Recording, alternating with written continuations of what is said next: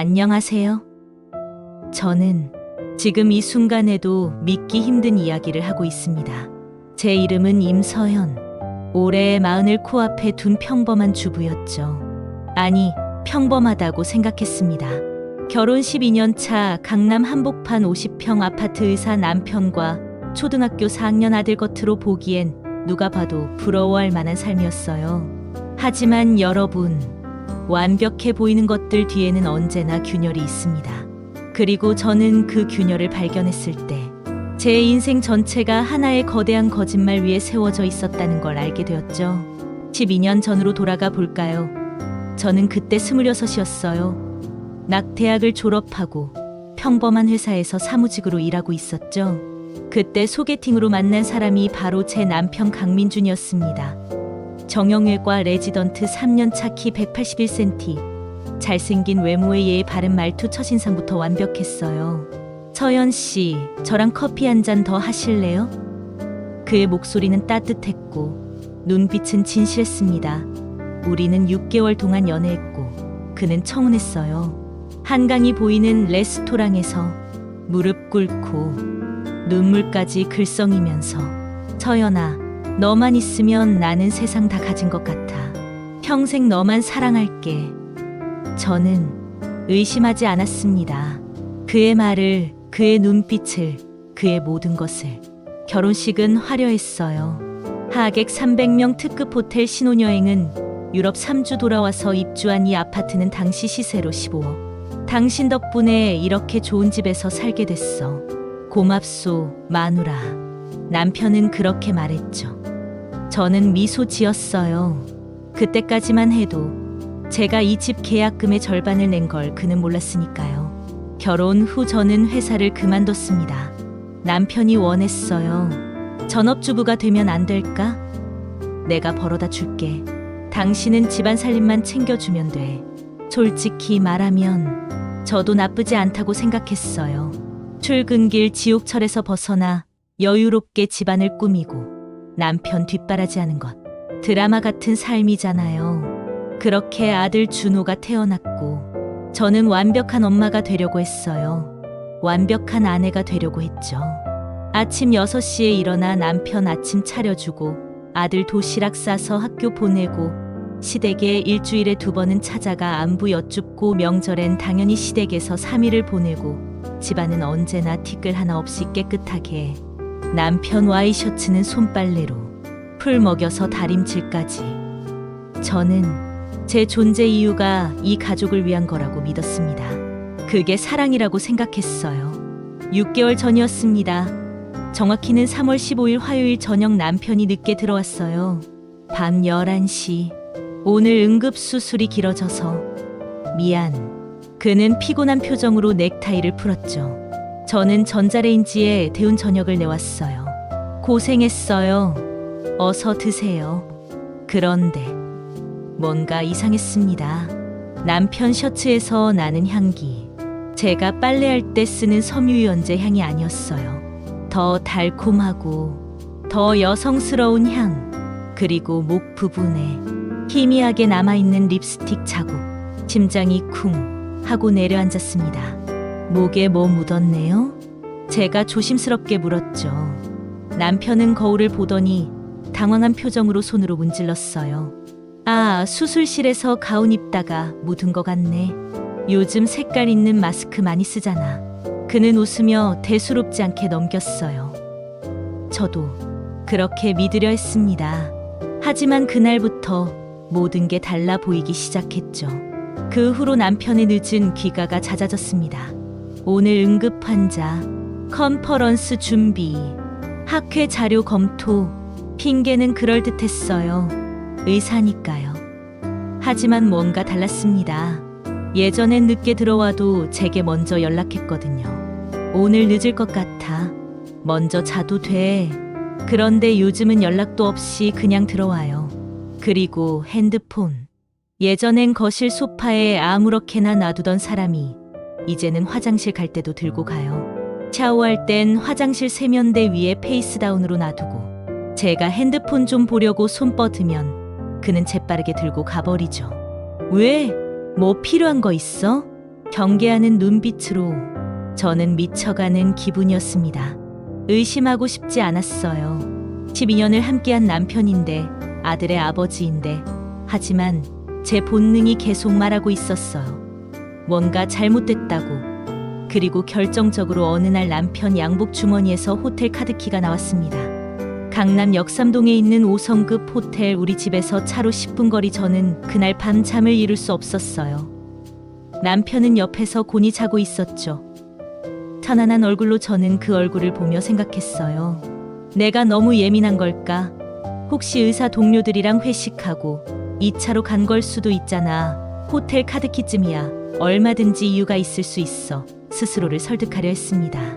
하지만 다음 날 제가 남편 서재를 청소하다가 발견한 건 책상 서랍 깊숙이 숨겨진 영수증들, 호텔 객실 이용 내역, 한 달에 3번 고급 레스토랑 식사, 2인 코스 요리, 여성 의류 브랜드 쇼핑몰, 구매 내역, 그리고 극치는 와인 선물 세트, 배송지 주소가 병원 근처 오피스텔.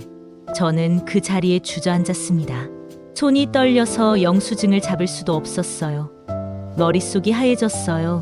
아, 진짜였구나. 12년이 다 거짓이었구나. 눈물이 나올 것 같았지만 나오지 않았어요. 그저 공허했습니다. 그날 저녁 남편은 또 늦는다고 문자를 보냈습니다. 오늘 응급수술, 새벽에 들어갈 것 같아. 저는 답장하지 않았어요. 대신 영수증들을 전부 사진 찍어서 클라우드에 올렸습니다. 모든 증거를 확보하기 시작했죠. 그리고 생각했어요. 확실한 증거를 잡아야 해. 더 이상 속지 않기 위해서. 저는 12년간 착한 아내였습니다. 순종적인 며느리였고 헌신적인 엄마였죠. 하지만 이제는 제 자신을 위해 살아야 할 때입니다. 밤 11시 저는 남편 핸드폰 비밀번호를 알아내기로 결심했어요. 얼마 전 힐끗 본 기억을 더듬어 몇 가지 조합을 시도했죠. 생일? 아니요. 결혼기념일? 아니요. 그럼 아들 생일? 띠링. 핸드폰이 열렸습니다. 그 순간 제 손은 떨렸지만 저는 멈추지 않았어요. 카카오톡을 열었습니다. 그리고 봤죠. 가장 위에 고정되어 있는 대화방. 프로필 사진은 긴 생머리 젊은 여자. 이름은 윤혜진 선생님. 저는 천천히 대화방을 열었습니다. 그리고 제 인생이 산산조각 나는 순간을 목격했습니다. 대화방을 연 순간 저는 숨이 멎는 줄 알았습니다. 크로를 내리지도 못하고 그저 화면만 응시하고 있었어요. 핸드폰을 쥔 손이 너무 떨려서 화면이 흔들렸죠. 하지만 멈출 수 없었습니다. 가장 최근 메시지는 오늘 오후 6시 42분 남편이 보낸 거였어요. 자기야, 오늘 수술 일찍 끝났어. 우리 집 갈까? 마누라는 시댁 간다고 했어. 그리고 그 여자 윤혜진의 답장. 진짜 드디어 당신 집 구경하는 거야? 크크크 설레는데. 우리 침대에서 할 거야? 심장이 터질 것 같았습니다. 다행이라고 해야 하나. 그날 저는 시댁에 가지 않았어요. 감기 기운이 있다고 핑계를 댔거든요. 그래서 그들의 계획은 무산됐죠. 하지만 이게 끝이 아니었습니다. 저는 위로 스크롤을 올리기 시작했어요. 지난 3개월간의 대화 내용 하나하나가 칼날이었습니다. 3월 8일 남편 혜진아, 오늘 내가 입었던 그 검은 원피스 미치는 줄 알았어. 수술실에서도 내 생각만 났어. 3월 8일 윤혜진 오빠 반응 보려고 일부러 입은 건데 다음엔 더 짧은 거 입을까? 3월 12일 남편 어제 밤 생각나 자꾸 생각나서 미치겠어. 오늘 밤에도 보자. 3월 12일 윤혜진 오빠 체력 대단해. 나 오늘 다리 풀렸어. 병원 올 때 택시 탔다 크크. 3월 19일 윤혜진 오빠, 나 요즘 입덕 같은 거 있는데 혹시. 3월 19일 남편 설마 조심했잖아. 그냥 피곤해서 그런 거 아니야? 3월 25일 윤혜진 오빠, 임태기 2줄이야. 3월 25일 남편, 진짜 어떡하지? 일단 만나자. 병원 끝나고 그 호텔로 와. 저는 핸드폰을 놓을 수밖에 없었어요. 화장실로 뛰어가 토할 것 같았습니다. 12년을 함께 산 남자가 제가 헌신한 그 시간 동안 다른 여자를 임신까지 시켰다는 겁니까? 저는 다시 핸드폰을 들었습니다. 이번엔 사진첩을 열었죠. 그들이 주고받은 사진들. 클릭하고 싶지 않았지만 해야 했습니다. 첫 번째 사진. 호텔, 객실, 킹사이즈 침대 위에 놓인 와인 2잔, 창밖으로 보이는 강남의 야경. 제목은 우리만의 밤. 두 번째 사진. 침대 시트 위에 놓인 여자 손, 약지의 반지. 아직 결혼 반지는 아니었어요. 하지만 분명 남편이 선물한 거였죠. 세 번째 사진. 욕실 거울 셀카. 검은 레이스 란제리를 입은 여자. 얼굴은 반만 나왔지만 긴 생머리와 S라인이 드러나 있었어요. 그 옆에 남자 팔이 보였습니다. 시계를 찬 팔. 제가 결혼 10주년에 선물한 그 시계. 네 번째 사진은 더 이상 볼 수 없었어요. 너무 노골적이었으니까. 저는 핸드폰을 꺼버렸습니다. 이제 충분히 봤어요.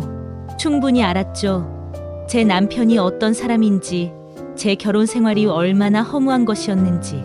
새벽 1시 32분 현관문이 열렸습니다. 남편이 돌아왔어요. 저는 거실 소파에 앉아 있었습니다. 불도 켜지 않은 채로. 왜 안 자고 있어? 남편이 깜짝 놀라며 물었죠. 저는 대답하지 않았어요. 그저 핸드폰을 들어 올렸습니다. 화면엔 그들의 대화창이 떠 있었죠. 남편의 얼굴이 순식간에 하얗게 질렸습니다. 그게 임신시켰다며. 제가 차갑게 말했어요. 서연아, 그게 아니라. 몇 살이야? 그 여자. 29살 레지던트. 2년 차. 저는 웃음이 나왔어요. 미친 사람처럼 웃었죠. 29살 나보다 10살이나 어린애를 임신시켜 놓고 우리 집 침대에서 하려고 했어. 미안해, 정말 미안해. 남편이 무릎을 꿇었습니다. 하지만 저는 물러서지 않았어요. 언제부터였어? 작년 여름부터. 1년이나 속인 거네. 서연아, 제발 아들 생각해서라도. 그 순간 제 안에서 뭔가가 끊어졌습니다. 그날 아침 남편은 출근도 하지 않고 집에 있었어요. 저는 남편 앞에서 시어머니에게 전화를 걸었습니다. 여보세요, 어머니. 서연아, 무슨 일이야? 왜 이렇게 일찍 전화해? 어머니, 민준 오빠가 바람 폈어요. 전화기 너머로 침묵이 흘렀습니다. 그리고 여의사랑 1년 넘게 만났고 지금 그 여자 임신했대요. 임신? 시어머니 목소리가 떨렸어요. 하지만 다음 순간 나온 말은 제가 상상하지 못한 것이었습니다. 그래서 네가 지금 나한테 뭘 바라는 거야? 예. 임서연, 네가 뭔데 우리 아들을 가지고 있어? 의사 남편 만난 게 얼마나 행운인지 알아? 저는 믿을 수 없었어요. 어머니, 지금 무슨 말씀을. 네 주제에 의사 남편 얻었으면 감사하게 살아야지. 여자 하나 놀아준다고 집안 깨지 말고 네가 더 잘해. 알았어? 전화는 끊겼습니다. 저는 그 자리에 서서 핸드폰을 응시했어요. 네 주제. 그 말이 머릿속에서 계속 울렸습니다. 그날 저는 결심했습니다. 더 이상 숨지 않기로, 더 이상 참지 않기로. 저는 12년간 제 정체를 숨기고 살았어요. 겸손한 며느리로, 순종적인 아내로. 하지만 이제는 모든 걸 드러낼 시간입니다. 제가 누군지, 제가 무엇을 가졌는지, 그리고 제가 무엇을 할 수 있는지. 저는 전화기를 들었습니다. 그리고 누군가에게 전화를 걸었죠. 여보세요, 아버지. 저예요. 서연아? 무슨 일이야? 이렇게 아침 일찍. 아버지, 이혼하려고요. 전화기 너머로 긴 침묵이 흘렀습니다. 그리고 아버지의 낮고 차가운 목소리가 들렸어요. 그 자식이 뭘 했길래. 전부 말씀드릴게요. 그리고 아버지, 부탁이 하나 있어요. 제가 누군지 말씀드릴까요? 12년간 숨겨온 이야기. 제 본명은 임서연 맞습니다. 하지만 제 아버지는 임재윤. 이 이름 혹시 들어보셨나요? 강남 에이스 메디컬 센터 이사장, 서울대 의대 출신, 국내 5대 병원 중 하나를 소유한 의료계 거물, 그리고 저는 그분의 외동딸입니다. 어머니는 제가 10살 때 돌아가셨어요. 암이었죠. 그 후 아버지는 재혼하지 않으시고 저를 키우는 데만 집중하셨습니다. 서연아, 너는 스스로 가치 있는 사람이 되어야 한다. 돈이나 배경 때문이 아니라 내 자신 때문에 존중받는 사람이 되어라. 아버지의 가르침이었죠. 그래서 저는 대학도 장학금으로 다녔어요. 취직도 제 힘으로 했고, 결혼할 때도 제가 누구 딸인지 남편에게 말하지 않았죠. 순수하게 사랑받고 싶었으니까요. 돈 때문이 아니라 제 자신 때문에. 하지만 그게 제 가장 큰 실수였습니다. 전화를 받은 아버지는 조용히 들으셨어요. 제가 12년간 겪은 일들을, 남편의 불륜을, 시어머니의 모욕을, 모든 것을, 그리고 긴 침묵 끝에 말씀하셨죠. 서연아, 내가 참고 산 12년이 자랑스럽다 하지만 이제는 그만 참아라. 아버지, 내가 처리할게. 넌 아무것도 하지마. 알았지? 그날 오후 아버지는 사람을 보냈어요. 사설 탐정, 변호사팀, 그리고 회계사. 그들은 단 3일 만에 모든 것을 파헤쳤습니다. 남편과 윤예진의 만남 기록, 호텔 출입 CCTV, 신용카드 사용 내역, 병원 내 불륜 관련 증언 확보, 그리고 더 충격적인 것을 발견했죠. 남편은 제 명의로 대출을 받아놓고 있었어요. 제 도장을 몰래 사용해서 3억 원. 그 돈으로 뭘 했냐고요? 오피스텔을 계약했습니다. 윤혜진 이름으로. 일주일 후 저는 시댁을 방문했습니다. 혼자가 아니었어요. 아버지와 함께, 그리고 변호사 2명. 시어머니는 현관에서 우리를 맞았죠. 어머, 서연아 왔어. 근데 이분들은? 제가 차갑게 대답했어요. 제 아버지십니다. 그리고 저희 변호사 분들이세요. 아버지, 변호사? 시어머니의 얼굴이 굳었어요. 저희는 거실로 들어갔습니다. 시아버지도 나오셨죠. 남편도 출근하지 않고 집에 있었어요. 아버지가 먼저 입을 여셨습니다. 처음 뵙겠습니다. 임재윤입니다. 시아버지가 명함을 받아들었어요. 그리고 그 명함을 보는 순간 얼굴이 하얗게 질렸죠. 임재윤, 에이스 메디컬 이사장님? 네, 서연이 아버지입니다. 거실이 얼어붙었습니다. 시어머니가 저를 쳐다봤어요. 믿을 수 없다는 표정으로. 서연이가 이사장님 따님? 저는 미소 지었습니다. 네, 어머니. 제가 바로 그 주제예요. 변호사가 서류 가방을 열었습니다. 그리고 테이블 위에 서류들을 펼쳤죠. 강민준 씨의 불륜 증거 자료입니다. 총 47건의 호텔 이용 기록, 150세 통의 메시지, 그리고 피해자 명의 도용으로 인한 대출 3억 원. 남편이 고개를 들지 못했어요. 변호사가 계속 말했습니다. 윤혜진 씨는 현재 임신 12주차이며 강민준 씨가 계약한 오피스텔에 거주 중입니다. 해당 오피스텔 보증금과 월세는 임서연 씨 명의 대출금에서 지출되었습니다. 시어머니가 비명을 질렀어요. 민준아, 이게 무슨 짓이야. 하지만 아버지가 손을 들어 제지했죠. 아직 끝나지 않았습니다. 두 번째 변호사가 다른 서류를 꺼냈어요. 임서연 씨는 증조할머니로부터 상속받은 부동산이 강남 일대 5곳에 있습니다. 천재 씨가 총액 약 54억 원, 그리고 결혼 당시 이 아파트 계약금 7억 중 4억은 임서연 씨 본인 자금입니다. 남편 명의 수입 차량 2대는 전액 임서연 씨 증여금으로 구입했으며 아파트 융자금 8억 원도 임서연 씨가 전액 상환했습니다. 시댁 식구들은 말을 잃었어요. 제가 천천히 입을 열었습니다. 어머니, 기억하세요? 네 주제의 의사 남편 얻었으면 감사하게 살아라고 하셨죠? 시어머니는 대답하지 못했어요. 제 주제는요. 어머니 남편을 먹여 살린 사람이에요. 12년 동안. 그날 오후 아버지는 병원으로 돌아가셨어요. 그리고 임원회의를 소집하셨죠. 남편 강민주는 에이스 메디컬에 6개월 전 스카웃되어 왔습니다. 물론 제 추천이었어요. 남편이 더 좋은 환경에서 일하기를 바랐으니까요. 하지만 이제 아버지가 직접 인사위원회에 안건을 올렸습니다.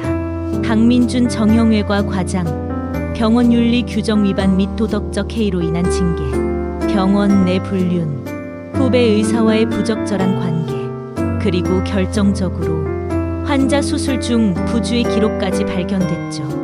윤혜진과 메시지를 주고받느라 수술에 집중하지 못한 날들. 증거는 명확했습니다. 회의 결과는 즉시 면직. 남편은 의사 가운을 벗었습니다. 그가 그토록 자랑스러워하던 하얀 가운을. 마지막으로 저는 윤혜진을 만났습니다. 오피스텔 앞에서 그녀는 생각보다 어려 보였어요. 아니, 실제로 어렸죠. 29살, 배가 살짝 볼록한 게 보였어요. 누구세요? 그녀가 경계하며 물었죠. 강민준 아내예요. 그녀의 얼굴이 창백해졌습니다. 저는 봉투 하나를 건넸어요. 합의서예요. 그 안에 체크 금액 확인하시고 서명하세요. 이게 뭐예요? 낙태 비용과 위로금, 그리고 앞으로 절대 우리 가족 근처에 나타나지 않겠다는 각서예요. 얼마예요?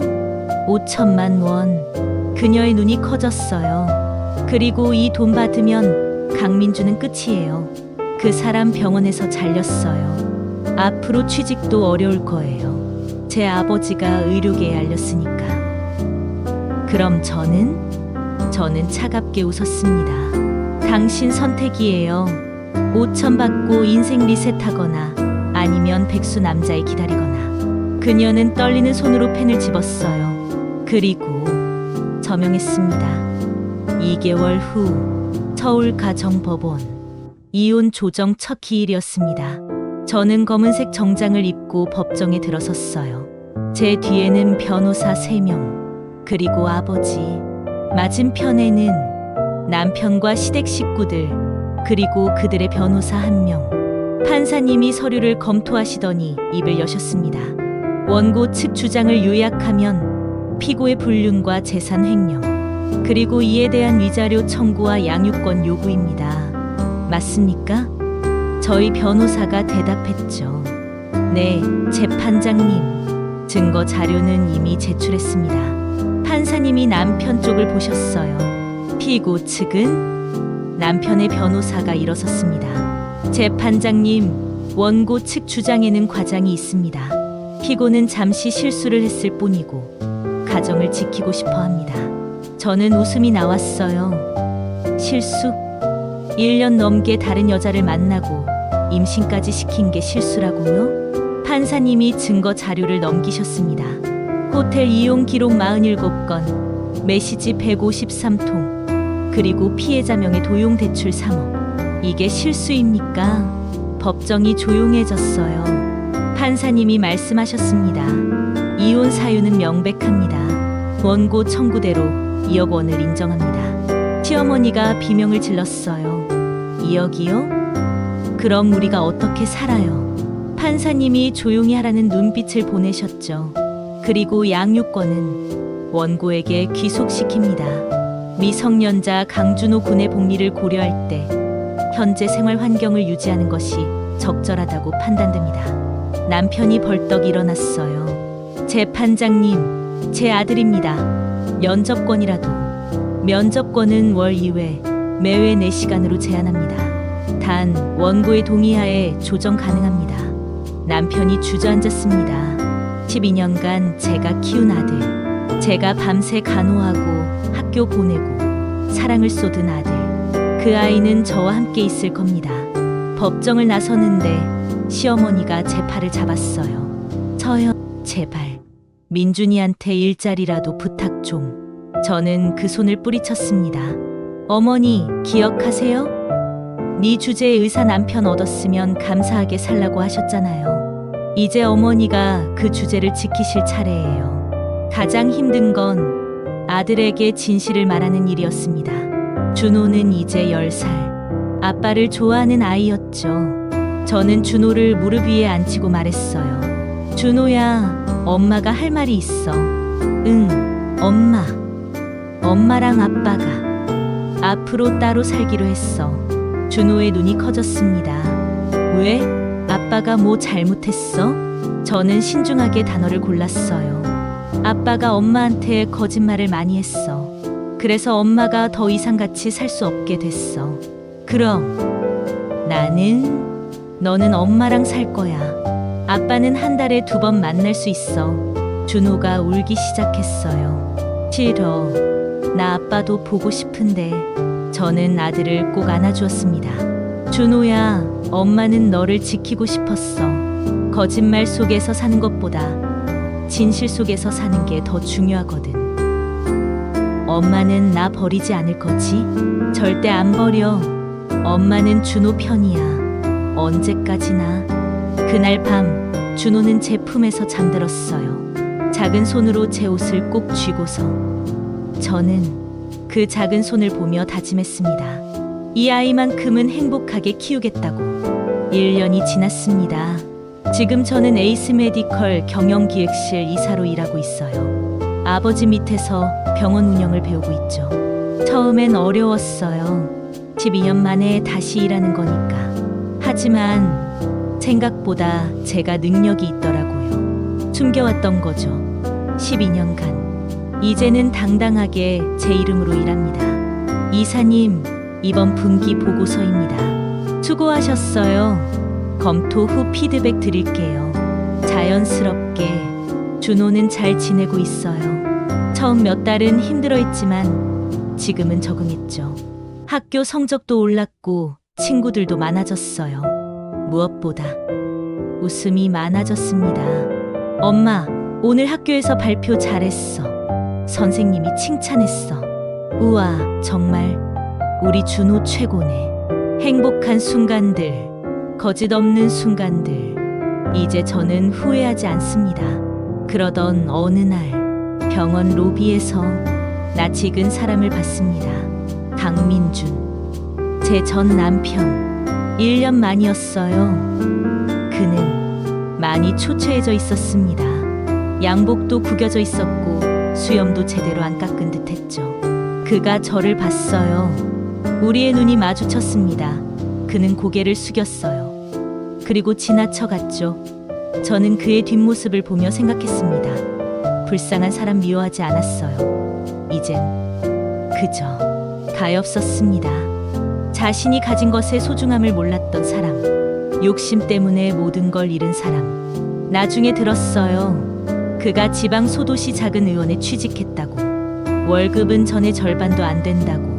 시댁은 아파트를 팔고 작은 빌라로 이사했다고. 윤혜진은 낙태하고 다른 남자를 만났다고. 모든 게 무너졌죠.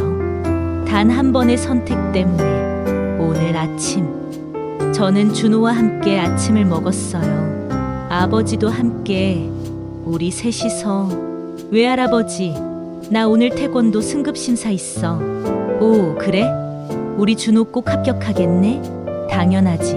엄마, 지켜봐 줄 거지?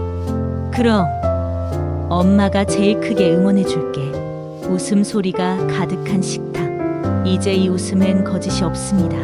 준호는 물었어요. 엄마는 행복해? 저는 아들의 머리를 쓰다듬으며 대답했죠. 응, 엄마는 지금 정말 행복해. 그리고 이건 진심이었어요. 여러분, 저는 12년간 숨기고 살았습니다. 제 정체를, 제 가치를, 제 능력을 사랑받기 위해서라는 명목으로. 하지만 진짜 사랑은 숨김 속에 있지 않았어요. 진실 속에 있었죠. 있는 그대로의 제 모습을 사랑해주는 사람. 그게 아들이든 아버지든 혹은 나 자신이든 그게 진짜 사랑입니다.